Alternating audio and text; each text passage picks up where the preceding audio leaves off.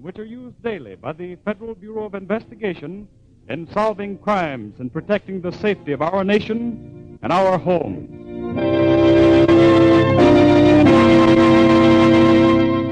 Okay, Tommy, this is it. At least one part of it. The FBI laboratory. Someplace, all right. Say, what's that fellow over there doing? Him? Well, he's running a blood analysis, Tommy. What for? I'm going to hear that 100 times this afternoon, so suppose we do this. Let's reconstruct an imaginary crime. Then as we go through the various laboratories, try to work out the solution from what we see. Now, what sort of a story would you like to hear? Well, my daddy says that now, with the war on and all, any criminal here at home is an enemy of our country. Your dad's right, Tommy. Maybe we ought to trap a couple of murderers. Oh, I knew we'd have to have at least one killing to satisfy you. All right, then, let's start with this blood analysis. What's blood analysis have to do with solving crime? Suppose we're trying to trap a ring of big-time criminals. They're stealing cattle, shipping it east, and selling it undercover. They're nationwide operators, Tommy. And since the FBI has ruined bank robbing and kidnapping, they've been forced to try new angles. Jeepers. Some outfit, huh? Quite an outfit. And let's suppose that the whole thing started somewhere in Texas. The sheriff has been out to one of the largest ranches in his town. Howdy, men. Oh, Sheriff. Hasn't been moved? No, nothing yet. Hasn't been moved at all. He's drilled right between the eyes. Yep, old man didn't have a chance. Somebody plugged him just as he opened the door. Any idea who might have done it? Slim Saunders was around this way a couple of days ago. Saunders. I thought he was in prison. Was, but he's out now.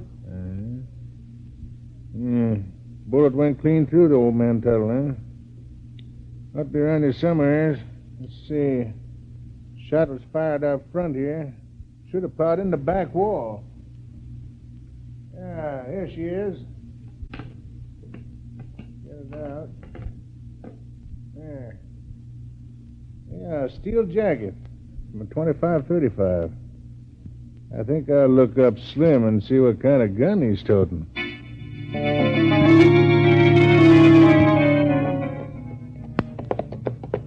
Hi, Slim, hold up. Oh, boy. Oh. Well, howdy, Sheriff. What brings you up this way? A murderer? Well, that's so. Who? You, Slim. Sure enough. Well, who'd I kill? Old man Tuttle. Now, Sheriff, why'd I want to kill Tuttle? Well, you and him had words, didn't you? Well, sure, we had words. I have words with lots of people, but I don't kill them. And you're a pretty good shot, ain't you? Well, I guess I'm about as good as the next man with a rifle. You always use a Winchester 25-35? For about 3 years now, I ain't used nothing else. Hey, how about that blood on your Levi's? It's from a wildcat I killed about a week ago. Hey, Sheriff, did you hear that shot? Yeah. Now, that's a 25-35, or I'll eat it. Let's go have a look. Here, boy. Help you.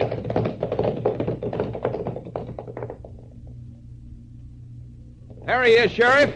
It's Cactus Dawson, wrangler for old man Tuttle. Hey there, Cactus. Hold up there.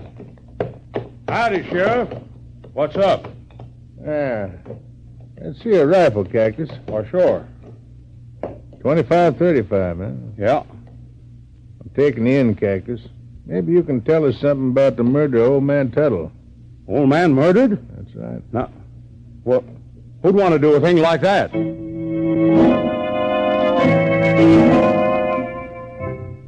Slim, Cactus tells a pretty convincing story, while your yarn's pretty weak.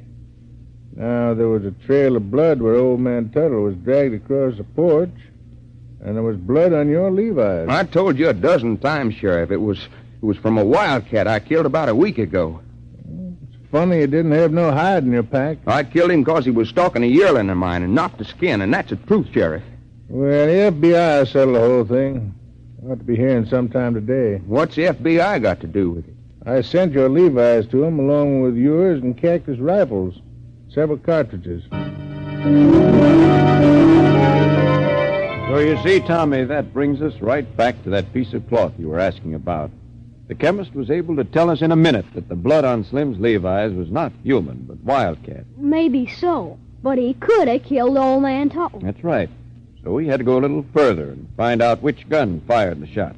How could you do that? With this gadget right over here. That microscope? Not an ordinary one. It's what we call a comparison microscope. What's it do? Here.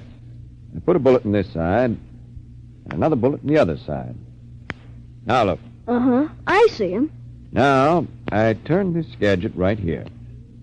And what happens? Now there's only one bullet. That's where you're wrong, Tommy. It looks like one bullet. Actually, you're seeing half of both bullets. But both halves look the same. Now you're getting it. Those bullets were fired from the same gun. Only bullets fired from the same gun will match exactly. So that's how you knew whose gun did the killing. That's how. Of course, as soon as we knew, we wired the sheriff what we had learned. All right, men. Here's that telegram from the FBI. Now let's see what's what.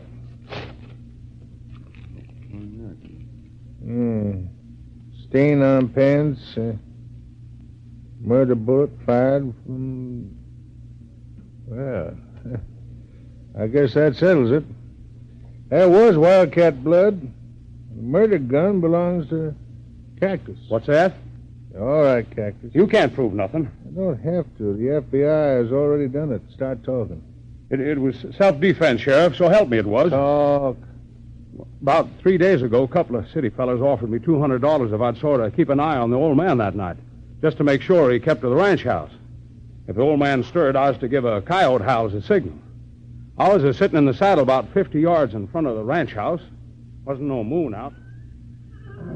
Darn that horse. Who's out there? Speak up. I got a mighty itchy trigger finger. The old man was a dead shot. I knowed I'd have to beat him to the draw. Mighty cheap killing a man for $200, Cactus. I didn't aim to kill him, Sheriff. Pretty good aiming, just the same. They drilled Tuttle right between the eyes. I suppose them city waters was rustling the old man's cattle. I guess so, Sheriff. I know darn well they was. I got no more use for a murderer than I have for rustlers. After I lock you up, Cactus, I guess I better have a look. Not much to go on, Sheriff. I don't know about that, Slim. You see, I've been right smart interested in this here FBI. For instance, the FBI man would take a close look at them tire tracks. Now, what kind of tracks would you say there was? Wouldn't say. Now, if it was a cattle brand, I could spot it in a minute. They was using a big truck, 10-wheel job. You can load quite a few yearlings in one of them. Backed right through a fence post, too. You can see where the paint scraped off. What you doing now? Picking up a few pieces of glass. Wonder where that came from. I wouldn't be at all surprised with what comes from a busted taillight. Let's go back to town. But why would the sheriff bother with picking up a few little pieces of glass? Those were mighty important pieces, Tommy. You see this display over here? Holy cow. Look at the headlight lenses. A sample from every car made, Tommy. You see, we fit pieces of broken lenses together, then compare them with these. When we match them up, we know the year and model of the car we're after. Now, let's assume that the sheriff sent us those taillight pieces, and we found out that they belonged to a red 10-ton International. You even know the color? Oh, sure. The paint that scraped off on the fence post. You see how it all fits together? Besides, the sheriff had another clue, the kind of tires that truck carried. Now, as a general rule, the FBI would have stopped there, but since this case we're imagining looked like rustling, we would have figured that the rustlers were stealing the beef for transport to eastern states. So, chances are, a few days later, the sheriff would have had a visit. Sheriff Crockett? Yep. Davidson, FBI. Oh, howdy, young fella. You find that truck yet? Yes, we did. We have a pretty good idea who made off with old man Tuttle's cattle. Sure enough. How'd you figure that? Well, this job was planned by a well-organized mob run by Frank O'Connell. Used to be a bootlegger in the old days. Now he's operating in stolen beef, counterfeit, and stolen ration books and bootleg alcohol. What made you so sure this O'Connell was in on this rustling business? Well, the truck was driven by one of O'Connell's triggermen, Limpy Smith. He and another of O'Connell's rowdies drove the truck. How'd you know? Their fingerprints were plastered all over the cab of the truck. Jeepers, you mean you could have found the truck that quick? Sure, Tommy. It wouldn't have been much of a job. We knew we were looking for a 1939 red 10-ton International, and we knew exactly what kind of tires it had. There could have been only one truck that fitted our description perfectly. But how did you find the guys that drove the truck? Tommy, I'm afraid you're not listening very closely. Oh, I know. You said their fingerprints were plastered all over the cab. But how could you tell whose prints they were? We would have just checked them against our fingerprint file here at FBI headquarters until we found the ones that matched. Is the file very big? I guess there must be about 91 million sets of prints on file. 91 million? Holy cow. And you have to go through all of them? It's really not such a job, Tommy. Ever seen an old-fashioned player piano? Oh, sure. Grandma has one. I play it all the time. You know how the rolls are punched? Uh-huh. Sort of like a conductor punches a train ticket, only more holes. Well, fingerprint information is punched on a card, something like that. Then we run them through this machine. How does this thing work? See all those little steel fingers? Uh-huh. Now watch. Hey, they move. That's right. I'm setting them to select cards punched one certain way. Now I turn it on. Now, see? See how those little steel fingers sort of feel each other? How about that? It throws the card into this little slot. That's right. Those steel fingers haven't found any holes that match the way they're set. There, see that? They caught. The little steel finger caught right in those holes. Now watch. Hey, that card went into a different slot. Right. That may be the very card we're looking for. Now we'll turn it off. Yes, Tommy, this machine right here has sent thousands of criminals up for life just by selecting a fingerprint card that same way. Every once in a while, those hoodlums probably look at their fingers and say, if you hadn't snitched on me, I wouldn't be here. So that's how you found out who drove the rustler's truck. That's how we would have done it. What happened to the cattle? Well, we'll assume that it was shipped east.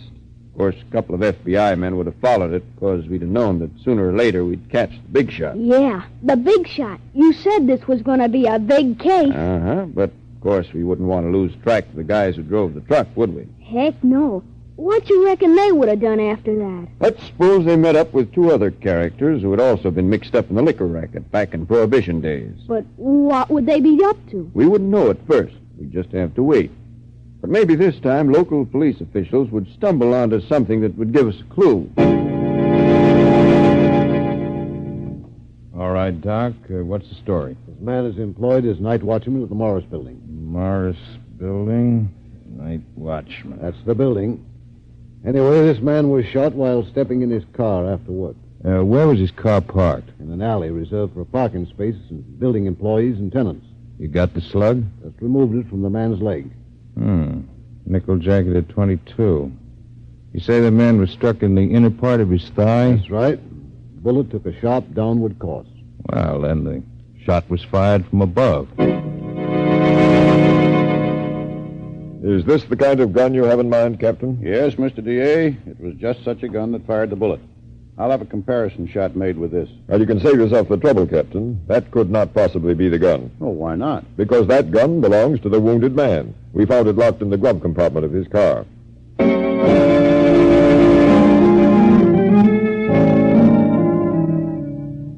Well, old man, looks like we've solved our case. You mean you caught the man who shot me? I think so. But the defense is working up a pretty strong case.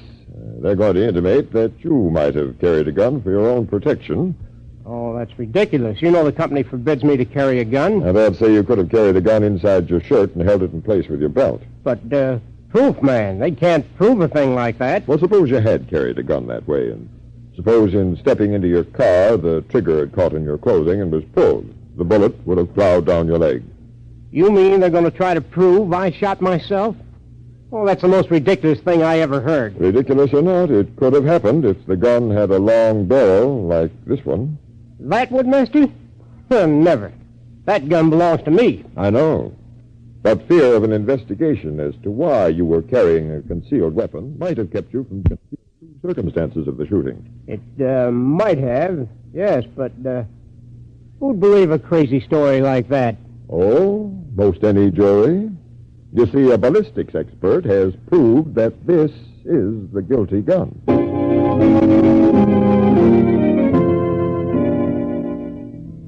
So you see, Tommy, again we turned to the comparison microscope, and again the microscope found the guilty man. But why would this guy have shot himself? Well, maybe the two fellows who drove the truck might have had some idea of robbing a bank.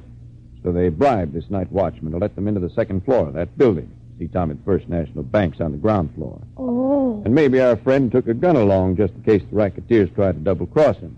Then he accidentally shot himself, was afraid that an investigation would tie him up with the robbery. So he might have tried to make out like someone else had done the shooting. Jeepers. Crooks just don't have a chance, do they? I'm afraid they don't, Tommy. Sooner or later, the law always catches up with them. And, Tommy, while it's true G-men are specially trained to collect evidence and apprehend criminals, even shoot it out with them when necessary, there are times when these G-men most depend on their ingenuity alone to crack a case. How do you mean? Well, let's bring another stolen car into our case. You mean a stolen car to fit into this case we're imagining? Absolutely. Now, we've traced this stolen car across a couple of state lines, and we suspect that the man we want is in a little cabin in the mountains. But this time, we'd have to take it easy because a regular raid would have caused a lot of unnecessary shooting, maybe killing. Well, that would mean we'd need a special agent who was pretty familiar with that part of the country. A man who knew how to talk to people's language, so we might be able to get our man without fireworks. Our G-man was strictly on his own. He just had to depend on plain old horse sense. So, early one morning, this G-man set out alone up the steep trail that led to a lonesome dwelling. Presently, he came to a weather-beaten shack. He opened the door. There inside, he found an old mountaineer seated near an ash-filled fireplace. You're a government man, ain't you? Yeah. You're Jed's father, ain't you? That's right. I'm Jed's pappy, and you ain't going to take him. You're right. He ain't here, so I can't take him. Somebody play that fiddle around here? Sure, I do myself. And folks say I'm the best fiddler betwixt here and Nashville. You don't say? Yeah. I used to fiddle a little bit myself. Looks like a mighty good violin. You mind if I look at it? Sure, pick it up.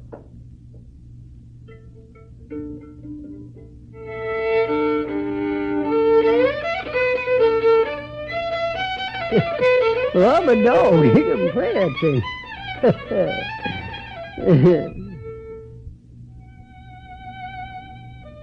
Yeah, that's pretty. I never heard that one before. Well, stranger, that was first-class fiddling. Maybe after a bite of victual, you play some more. I never knowed there was so much music in that old fiddle afore.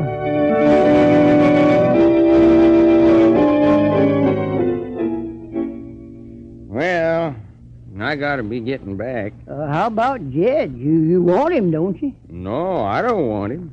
The government wants him. You know how it is when the government wants a man. It may take days or months or years to get him, but the longer it takes, the worse off he is. Look here, stranger. I reckon you're all right. I like the way you talk, and I like the way you fiddle. I'll have Jed at the sheriff's office tomorrow noon. Noon tomorrow. Well, so long till then.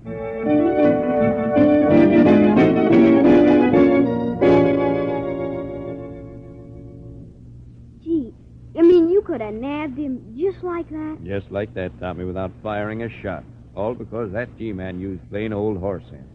Besides, by making friends with Jed's father, he was able to get quite a bit of information. You mean you could have got the goods on the whole gang? Well, maybe not the whole gang, but on enough to know definitely that everything was planned by one mob. The cattle rustling, the attempted bank robbery, everything. Frank O'Connell, eh? Could have been. At least we'll presume that all the men we'd watched so far had worked for O'Connell at one time. Then why didn't you nab O'Connell? We hadn't completed our case. Wow, this case is getting bigger and bigger. For instance, we might have had to call on that gentleman over there. Why? What's he doing? He's checking a clue under a comparison microscope. Here, take a look at this display. What are they? Hairs, Tommy. Hairs from different animals, as well as a collection of slides showing 28 distinct shades of human hair. This is known as the hair and fiber section. Does it have something to do with our case? Well, let's see if it does. Let's suppose that our crooks, like all crooks, finally ran up against the wrong man. A few days later, local police officials found a murder on their hands. It happened in a small filling station just on the edge of town. After 2 days of exhaustive search, the officer in charge of the investigation reported to his superior. Got anything on that filling station murder, Sergeant? Not a clue, Captain. No fingerprints. No footprints worth checking. The murderer wore rope-soled sport shoes. You know, apparently he just walked in, stuck a knife in the old man, and cleared out. Oh, that's fine. Just dandy. I reckon the old man was tied up in black market gasoline. Not a chance.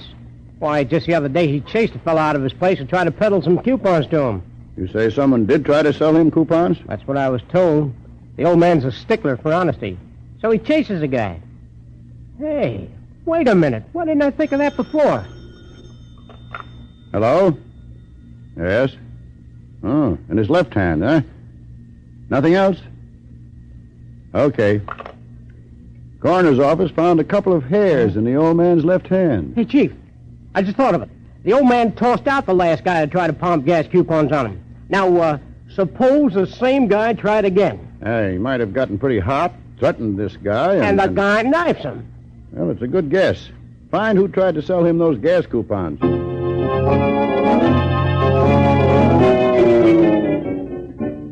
I tell you, you guys got nothing on me. Oh, haven't we now? Would you be interested to know you're booked for murder? Fat chance. Where's your proof? So it's proof you want, Anderson? Remember that filling station killing last week? What about it? Just this about it. The murdered man tangled with his assailant just before he got a knife in his ribs, and a couple of hairs got caught in a ring he wore on his left hand. Very interesting. So now you got a couple of hairs. You wanted proof, Anderson. You're carrying it under your hat. The hairs in the hand of the murdered man match yours exactly.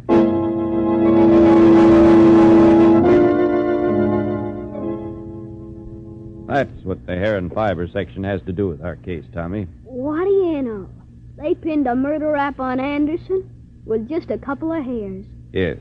And that would have just about sewed up our case, except for one thing. What was that?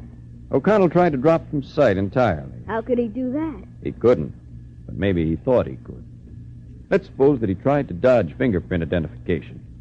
You see, Tommy, skin corrugations on the fingers appear about 3 months before birth, and they never vary.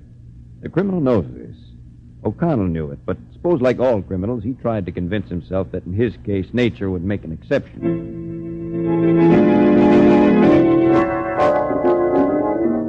All right, O'Connell, let's remove the bandages and have a look at those fingers. What a sweet surprise the feds will get when they check my new fingerprints.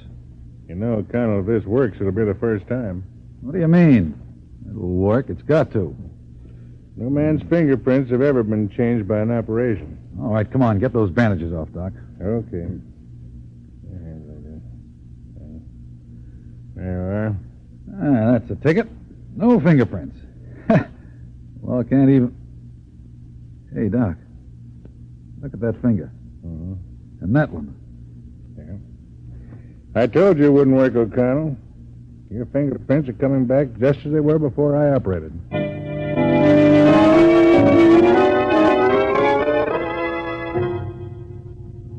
You mean even an operation didn't change his fingerprints? No, Tommy. Fingerprints cannot be changed. Acid, burn, surgery, nothing affects them for long. That's why the 91 million prints that we have on file here at the FBI are the biggest man-trap ever devised. Wow. What'd O'Connell do after that? O'Connell went back to his old hideout, but we already had that spotted. Then, to clean up the case, of course, we would have planned to attack at night. Let's imagine that shortly after midnight, the lead car drew up a short distance from the hideout.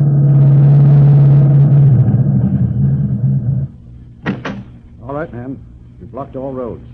There's no chance for them to escape. Have your guns ready? Okay, Chief, we're ready for him. All right. You, inside there. The house is surrounded. Come out with your hands up.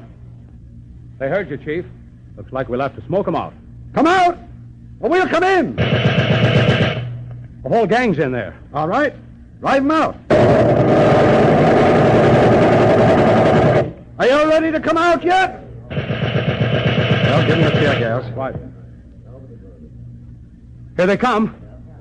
1, 2, 3, 4, 5, 6. Only 6 of them, Chief. There should be 7. Whoever's left in there, better come along. No, I don't, Cumber. You want me, come and get me. That's O'Connell, Chief. He's upstairs. That's why the gas didn't get him. Give him another dose. That'll bring him out. That did it. Here he comes. Watch it. He's liable to try to shoot his way out.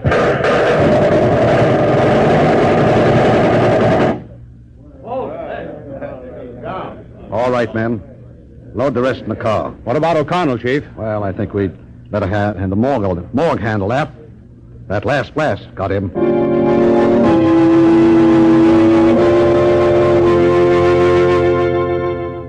Gee, you almost had me believing you there for a while. Sometimes I forgot this was just an imaginary case. It wasn't as imaginary as you might think, Tommy. I told you a story just to connect all the things you saw here. Blood analysis, the work of the hair and fiber section, ballistics, fingerprints. We changed names and places. But in the FBI files are actual case histories which parallel the very things I've been telling you. You mean it actually could have happened? Yes, indeed, Tommy. It happens every day. We take a piece of blood-stained cloth and clear one man by proving the stains weren't from human blood and convict another by proving that his gun fired the murder bullet. We locate a criminal's truck by identifying its make and model, color, and tires. We discover who drove the truck by fingerprints found in the cab. And finally pin a murder rap on a black market operator by identifying a couple of hairs caught on the ring of the man he killed. And what do you think about that? Oh, boy.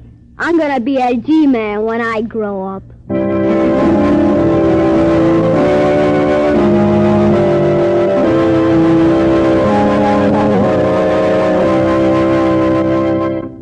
Today's chapter of Adventure Ahead has taken you behind the scenes of the Federal Bureau of Investigation. For obvious reasons, names, dates, and places were purely fictitious, but the entire story was based on actual incidents and factual material contained in the book Inside the FBI by John J. Floredy. Investigative techniques were those which Mr. Floredy describes, which are used daily by the Department of Justice in solving crimes and safeguarding America.